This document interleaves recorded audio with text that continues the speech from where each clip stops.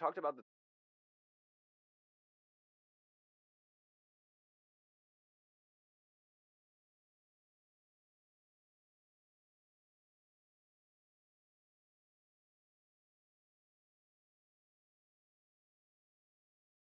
33rd degree Mason, people usually are like, that's the highest level of Freemasonry that there is. There's also a bunch of people that talk about, there's secrets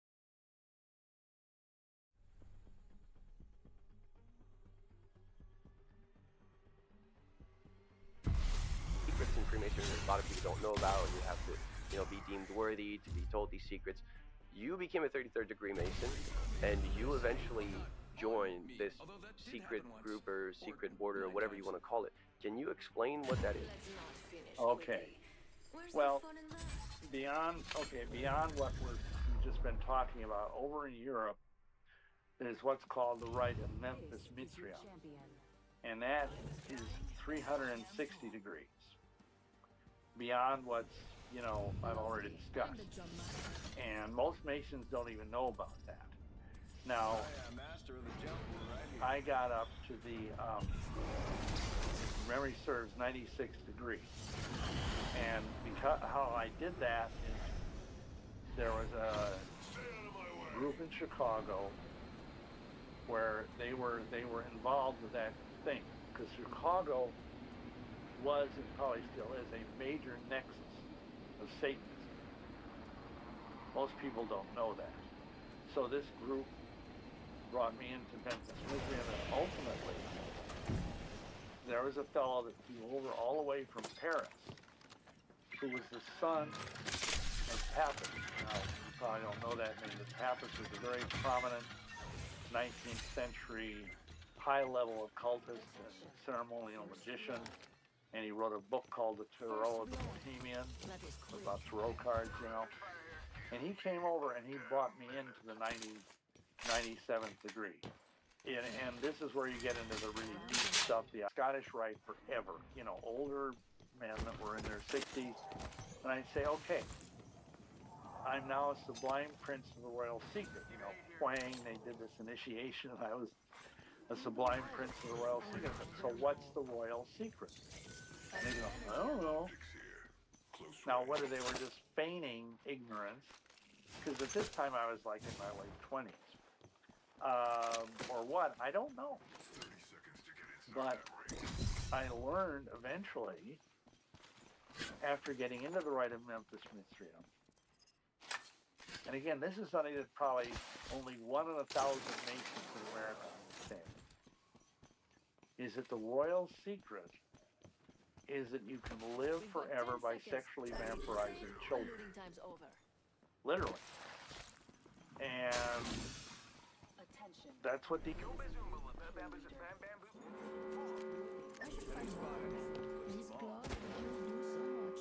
We're all outside the ring.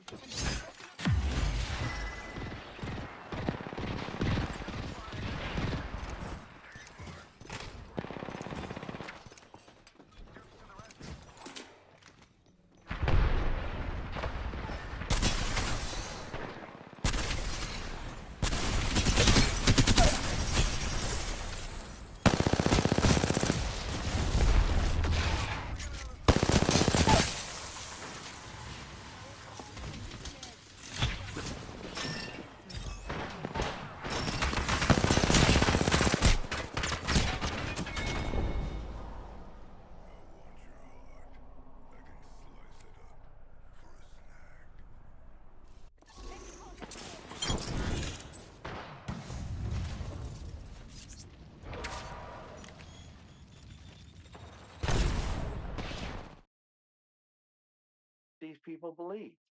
Now, again, the vast majority of Masons have no understanding of any of this. They just think it's this good old boys club. Have no understanding. People believe. And vampirizing children. Literally.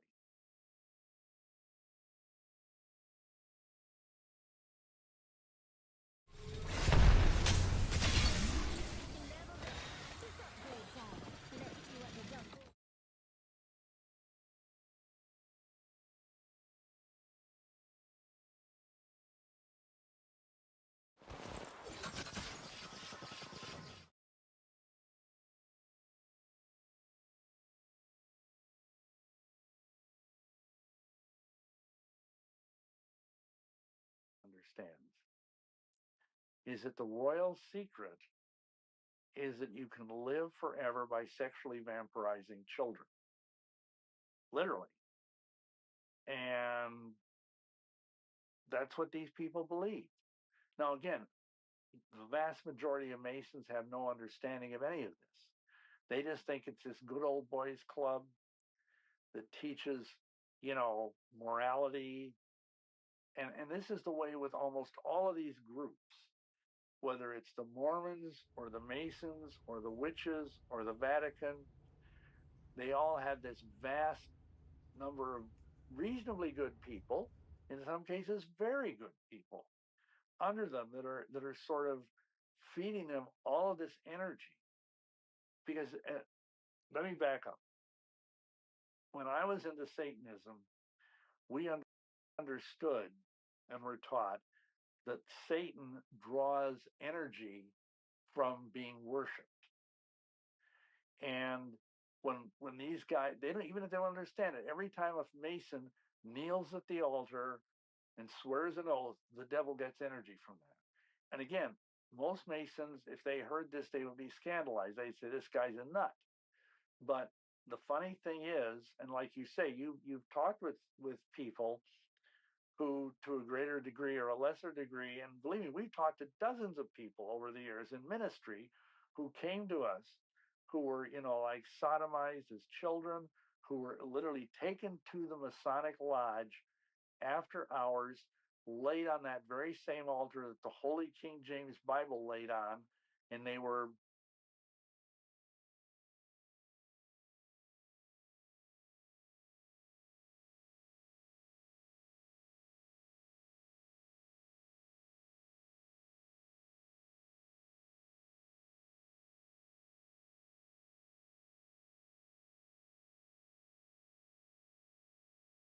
but is similar to what I heard before. So, okay, a lot of said about Freemasonry, and you kind of said how Freemasonry is worshiping Lucifer, and I think that's made very clear in the books that you talked about. If people want to check the references, they can check your book, or they can go directly to the references if they doubt anything, because it's in there. I want to go back to something that you said earlier, because we kind of did the tangent on Freemasonry, because I thought it was very important. But you talked about selling your soul. Let's get back to that. 2 buns each. Yeah.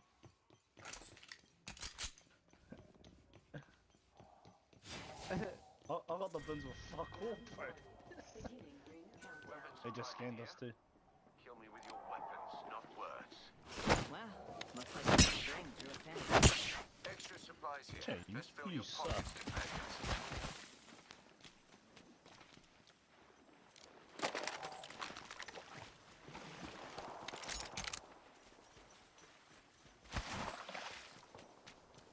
That's us. We over I like there. the feel of that spot. Let's go.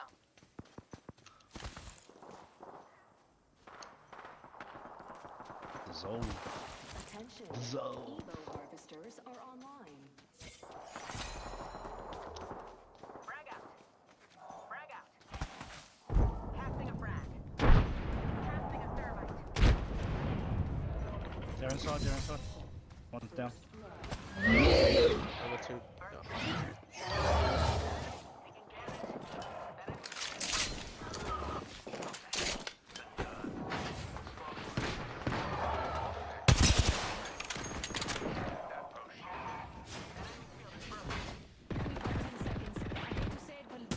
Hostile feet, yeah.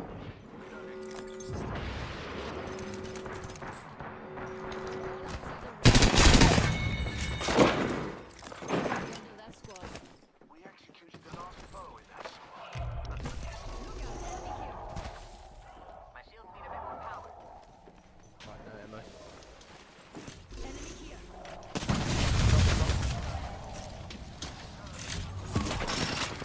Yeah, good surge. Fuck. Fuck. One of eight, yeah. Fuck. Okay, fuck. Oh, boy, they got some shots.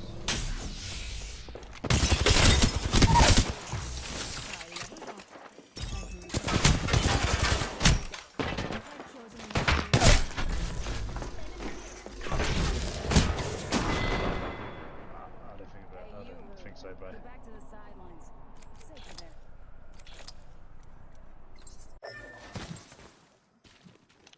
Recharging shields.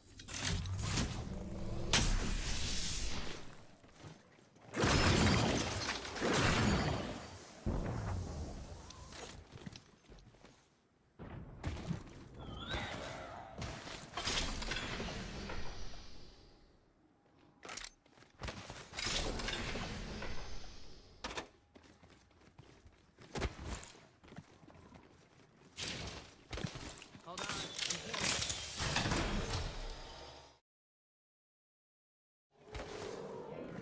My shields need a bit more power.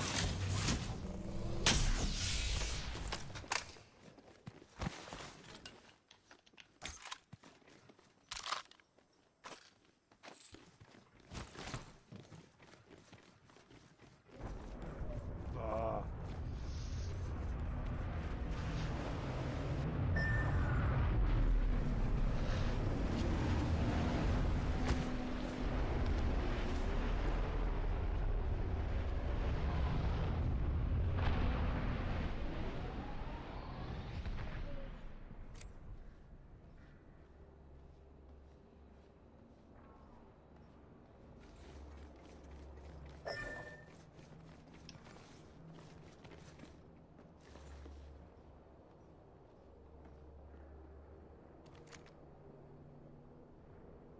Got an upgrade.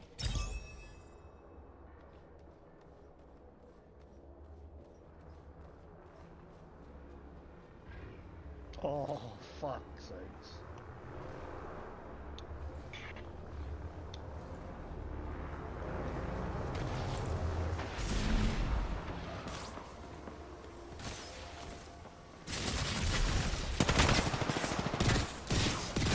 Turn around. What?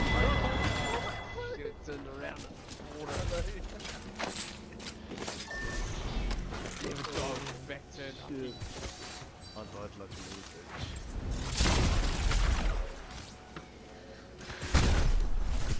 Plays in the queue, 45 plays in the queue. Really, let's go.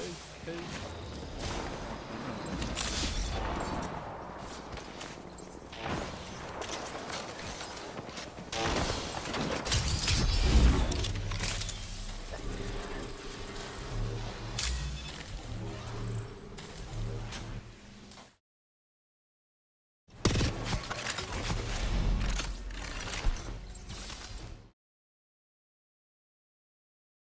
Because I definitely don't want to ignore that. Can you explain the circumstances around that?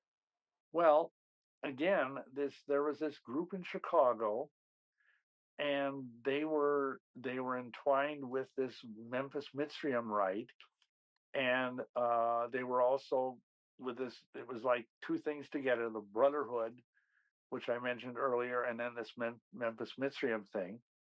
And I interacted with these people, and at a certain point, they said, "Well, if you want to go any further and become a satanic priest, you need to, sell your soul to the devil."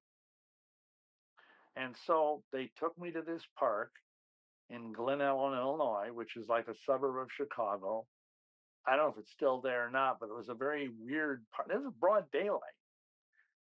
And they said, "Don't worry about it. The cops are all devil worshippers." And in the center of the park, there was this like area where they had these weird Egyptian statues. There literally was an altar with horns, kind of like the pictures you see of the altar in the Temple of Solomon, that kind of thing. And they brought out this black book, and there were all these names in it. And this one supposed high level Satanist kind of officiated. And I swore an oath to Satan, my allegiance to him, that I would serve him for 7 years, and he would give me everything I wanted, wine, women, song, power, occult power, whatever. And at the end of those 7 years, he would kill me and take me to hell. By that time, I had been told Satan to hell was like one long orgy of drugs, sex, and rock and roll, so to speak, So I didn't think going to hell was a bad thing at that time. So I had to sign my name in blood in this black book. And supposedly, this sounds funny, but I was supposed to go out and find 7 people to sell their souls to the devil under me, so to speak, sort of like multi-level marketing, but for the devil. And I did. I got 7, and I feel so bad about this. I've contacted as many of these people as I can find to try and talk them out of it and, repent and all that. But, and still, I didn't have the things I needed. I had, my life was not good, even though I was supposedly this high level warlock, satanic priest, blah, blah, blah. I was working in a nothing job. I was a security guard in a warehouse, barely getting by.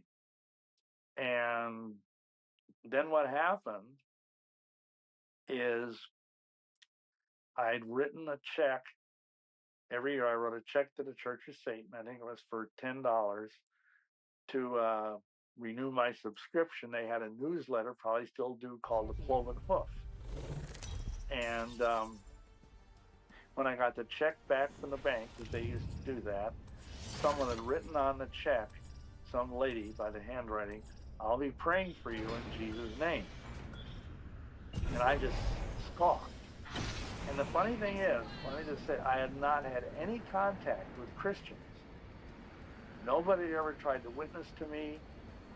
Nobody, had ever come to our door and try to, give us tracts and talk about Jesus.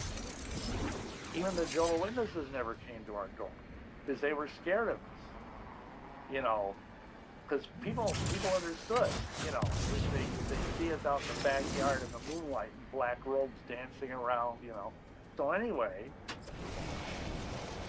I got this check and I just scoffed at it. And literally within 24 hours, it was like I was hit with a freight train. I lost all my occult power, and believe the magical power is evil. I lost my job. I got as sick as a dog, and I thought, what the heck, So we had an altar up in the attic. The whole attic, we painted it black.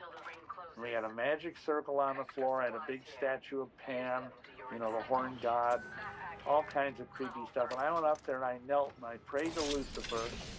And I said, "What's going on? I've done everything you told me, and my life is just increasingly gone to hell, literally." And the funny thing is, even though I was praying to Lucifer, Jesus answered my prayer. Because the next day, we got a call from these 2 teenage Satanist girls from Chicago. They wanted to come up and meet me because they heard about I was this great satanic priest. And so they came up on the train. They said, "We had a gift for you." And I thought, well, I could use a gift right now because I just lost my job. I don't have hardly any money, And they show up at the door and they sit adoringly at my feet. And they give me these 2 comic books from Chick Publications. Yeah, I assume you're familiar with Chick Publications. I'm not. I think I'm too young for that. It's a Christian publishing house, and he made these, I don't know how. And still, I didn't have the things I needed. I had, my life was not good. Even though I was supposedly this high-level warlock, satanic priest, blah, blah, blah. I was working in a nothing job. I was a security guard in a warehouse, barely getting by. And then what happened is I'd written a check. Every year I wrote a check to the Church of Satan. I think it was for $10 to renew my subscription. They had a newsletter, probably still do, called The Cloven Hoof. And when I got the check, Cloven Hoof. And when I got the check back from the bank, because they used to do that, someone had written on the check, some lady by the handwriting, "I'll be praying for you in Jesus' name." And I just talked. And the funny thing is, let me just say, I had not had any contact with Christians. Nobody ever tried to witness to me. Nobody, had ever come to our door and try to, give us tracts to talk about Jesus. Even the Jehovah's Witnesses never came to our door because they were scared of it. Because people understood. They'd see us out in the backyard in the moonlight, in black robes dancing around. So anyway, I got this check and I just scoffed at it. And literally within 24 hours, it was like I was hit with a freight train. I lost all my occult power, and believe the magical power is real. I lost my job. I got as sick as a dog, and I thought, what the heck, So we had an altar up in the attic. The whole attic we painted it black. We had a magic circle on the floor. I had a big statue of Pan, the horned god, all kinds of creepy stuff. And I went up there and I knelt and I prayed to Lucifer. And I said, "What's going on? I've done everything you've told me, and my life has just increasingly gone to hell, literally." And the funny thing is, even though I was praying to Lucifer, Jesus answered my prayer. Because the next day, we got a call from these 2 teenage Satanist girls from Chicago. They wanted to come up and meet me because they heard about I was a great satanic priest. And so they came up on the train. They said we had a gift for you. And I thought, well, I could use a gift right now because I just lost my job. I don't have any money, And they show up at the door and they sit adoringly at my feet. And they give me these 2 comic books from Chick Publication. I assume you're familiar with Chick Publication. I'm not. I think I'm too young for that. It's a Christian publishing house, and he made these, I don't know how many there are now, but at the time there were like 15 or so full-colored comic books. But they were about Christian themes, and they were intended to be soul-winning tools. And in the back of them, there was, a thing about, okay, how to get born again. And the 2 that these kids gave me, I say kids because they were probably in their late teens, one was called Spellbound, and one was called Angel of Light. And you can look these up. They're probably available online. And they are about the dangers of the occult, and about how Lucifer is really the god behind all false religion. And I just looked at them and whatever, and threw them in the door in the closet and forgot about them. Well, anyway, the next day, there's a knock on the door, and we open it up, and it's Mormon missionaries. Never had one come before. I think they always are in, 2 of them. 2 young men, and I remembered what this guy said, this Grandmaster Druid, back in 1973. We're now in 1980. And we joined the Mormon Church because we thought that was where we were supposed to be. This was a sign from Lucifer. So I joined the Mormon Church. I tried to be a good Mormon. I stopped doing dope. I stopped having orgies, monogamous. And the only thing we did, because we had been led to believe by this good guy that the Mormons were white witches. And so we still did white witchcraft. But we didn't do Satanism anymore. We got all of that out of our life. Went to the temple in the Mormon church. Did all their secret rituals, which are very Masonic. Well, let's actually stop there because this is actually important. What kind of role did you have in the Mormon church? Because we just talked about missionaries coming to your house and you said you joined. Can you explain a little bit, the progression and what kind of role you eventually got there? Yeah, well, okay, so we did baptize, and then after a year, trying to be confused and pay your tithing and all of that, and we made an elder. And that's what I was. And then later, I was made an Elders Forum president. so that's like an administrative role right under the bishop. Now understand, in the Mormon church, I don't know if it's still this way, but back then, this was in the 80s, a bishop, like most people think of a bishop as some really high-level guy, you know. In the Mormon church, the bishop is the head of the local congregation. They call it a ward, W-A-R-D. And elders quorum president is kind of like right now, the bishop takes care of administrative stuff. And I had gotten a temple recommend, which is like a card that allows you to go to the temple. You're not allowed to go to the temple unless you're worthy. And at that time, we went to Salt Lake City, because that's like the Cadillac of Mormon temples, the Salt Lake Temple. And we went through the rituals, and that, I'll tell you, that's a whole story in itself. You want to get into that? Of course, yeah. Okay, well, so,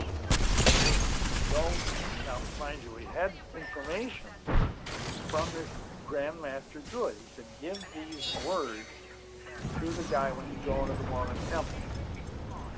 And they had a system which was probably kind of ahead of its time. This was, let's see, 1981, where you had this card and it had a code on it. Like nowadays, everybody's familiar with it, some kind of magnetic code.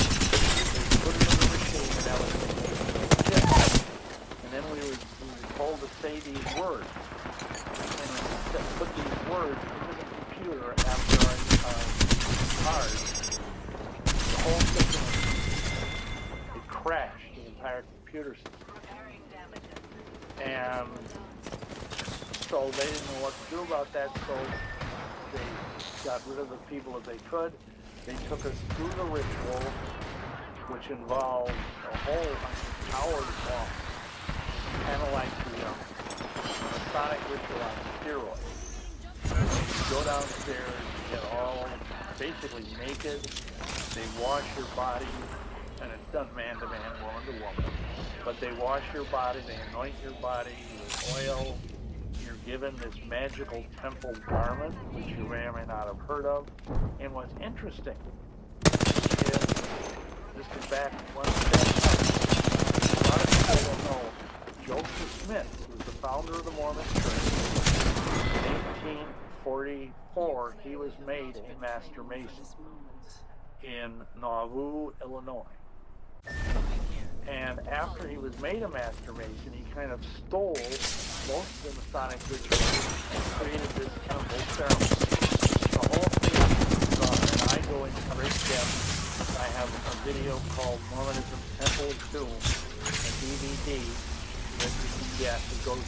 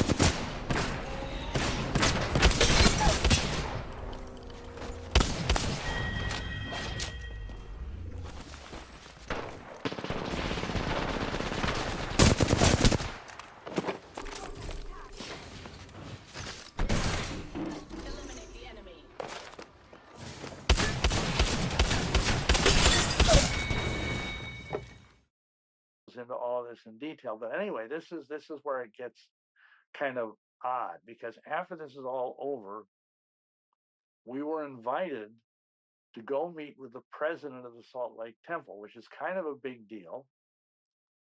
And he said, "What can I do for you?" And I said, "Well, we've been told," we didn't say by a druid, but we've been told that we need to talk to an apostle. Now, understand that in the Mormon church, there's this hierarchy. There's the prophet, who's called the president, and then there's the first presidency, which is 2 advisors and the prophet. Under them are 12 apostles. So he said, "Well, I'll see what I can do." So he arranged for us to go to the church office building and meet with one of the 12 apostles. At that time, it was Elder James Faust. Believe it or not, that was his name, Faust, which is kind of weird. Faust is a very prominent name in the history of the occult. So we went there, up into the church office building, and to make a long story short, he said, "Well, what do you want to talk to us about?" I said, "Well, we had these dreams." And this is true. And again, back then, nobody knew what was going on in the Mormon temples. The stuff had not been made public in any way. A couple of years after this, a couple, Chuck and Dolly Sackett, put out a book called What's Going On in There. They were former temple workers, and they revealed the whole thing. But at this time, there was no anybody. And I said, we saw this ritual where there was this white altar with a satin covering, just like what's in the celestial room of the Mormon temple. And on it was this naked young girl, and everybody was around chanting, "Hail Lucifer." And he said, this apostle guy, he said, "Well, I can tell you are very extraordinary people, and I bear you my solemn testimony." This is a big deal. If you ever talk to a Mormon, if they start saying, "I bear you my solemn testimony," this is like a big deal for them. That what you have said is true. And if you can come to Salt Lake and live here, you will find a place for you in the worship of the temple. So I'm actually curious about one thing. You talked about the Druid telling you that the Luciferian secrets were found in Freemasonry and in the Mormon Church, right? And you had been a Freemason at that point. You also went to the temple in Salt Lake. Can you talk about the similarities, if there are some, and what are they between Freemasonry and Mormonism? Well, first of all, if you go to Temple Square, you'll see Masonic handshakes, you'll see the all-seeing eye, you'll see the sun, the moon, the stars. There's no crosses on the Mormon temple. There's nothing Christian on the outside of the temple. Inside the temple, most similarities are the fact you go through 3 levels. And in each level, you're made to handshake and things that are all very similar to Masonic stuff. And you are made to swear an oath. And you, in the first level, it's been ages since I've gone through all of this. You put your hand to your throat and go like this, the same as you do in the entered apprentice degree of the Masonic Lodge. In the 3rd level, you are taught another set of secret handshakes. And then you're instructed, and this is where it gets really Masonic, you're instructed to go up, and they have this veil, which they say is like the veil in Solomon's temple. So you've got Masonic markings. You have a square and a compass on your chest. You have another marking on your navel and another Masonic marking on your knee. Okay. These same markings are on the veil, but they're stitched so they're folded. There's a guy on the other side of the veil that you can't see who represents Heavenly Father. He represents God. And you go up to this guy, and you're instructed to put your hand through the veil, and this is called the 5-point fellowship. And this is right out of Masonry, right out of witchcraft. Gardnerian, Alexandrian witchcraft, and Masonry and Mormonism all have these 5 points. The 5 points fellowship are foot to foot, knee to knee, hand to back, breast to breast, and mouth to ear. I think I got that. And anyhow, so you're embracing this unknown guy through this veil, and he whispers to you the secret name of the celestial kingdom. And you ready for this? I don't know, I think. It's health in the navel, marrow in the bone, strength in the loins, and power in the priesthood be upon me and my posterity for all generations of time and all eternity. Now that might sound reasonably benign, except for the fact that it's almost word for word out of the satanic grimoire. It's a satanic incantation. The only difference is the 15 words are different. And then, when you're done with that, this guy draws you through the veil into what is called the celestial kingdom. And basically, it's like this beautifully appointed, everything is in white or light